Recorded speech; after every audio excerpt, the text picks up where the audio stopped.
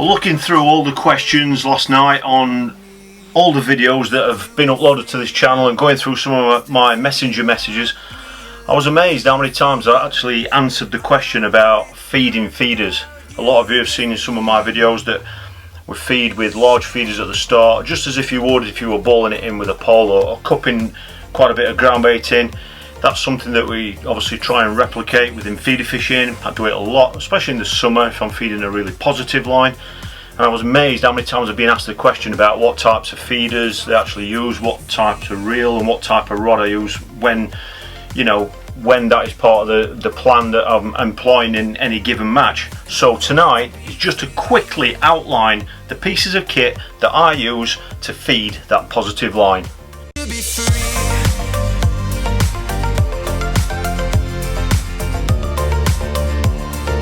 The first thing you've obviously got to think about is the actual feeder itself. I'm sure there are loads of suppliers out there doing different sorts and different versions of feeders. I've got quite a few that I've gradually collected over the last few years, but I very rarely use any others than these ones that I'm going to show you now. There's only a couple of different sorts. One of the things I've got to mention is that I actually limit the size of my feeders that I use to international rules, which means they cannot be any larger than 5 centimeters by 7 centimeters. There are manufacturers and companies out there that make larger feeders than that. Richard Vaughan, a good friend of mine, he's got some really big ones. I don't know if he's picked them up from somewhere in Europe. I'm not sure where he got them from, and he uses them a lot when he goes and fishes abroad. But the largest size I use is 5 by 7. Some of these we've had especially made and things like that. So the main style that I use is that one. That's the main sort. Open at both ends, obviously, and quite a nice. Don't need any extra weight on there as well, because as you can imagine, when you've got ground bait packed in there, or ground bait and lean, that will weigh approximately something like 5 or 6 ounce. So there's obviously plenty of weight there for casting. Some of these I've made especially, but they are readily available. You can order them. A lot of lads know about these now anyway. The bottom on this particular style is caged off, and that just allows you to put lots of freebies in there. It's basically like a basket. So you only just cap it at the top, or you can, depending on the range and the style that you cast, you can actually virtually cast that out without any capping it off with anything. So a really useful feeder, that one. I mean, that's one I use on commercials if you just want to feed neat pellet, or you're on a river or whatever and you want to feed hemp, that sort of thing. Brilliant feeder for that. Again, it's within international rules as regards the dimensions. I've got a style here that I may use up on rivers. That's obviously got extra lead on there to obviously get it down in a fast flow, and obviously that adds quite a bit of weight to it. So you've got to think about all these little things when you look at the style of rod that you're going to use to cast these.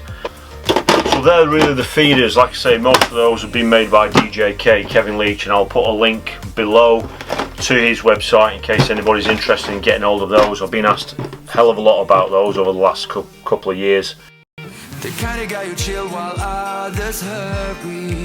Now the kit that I use to actually get that feeder out there is, as regards the reel, a 4,000 or a 5,000 reel is ample. Usually the line that I feed heavily like that is close in, so I'm not casting it over a great range.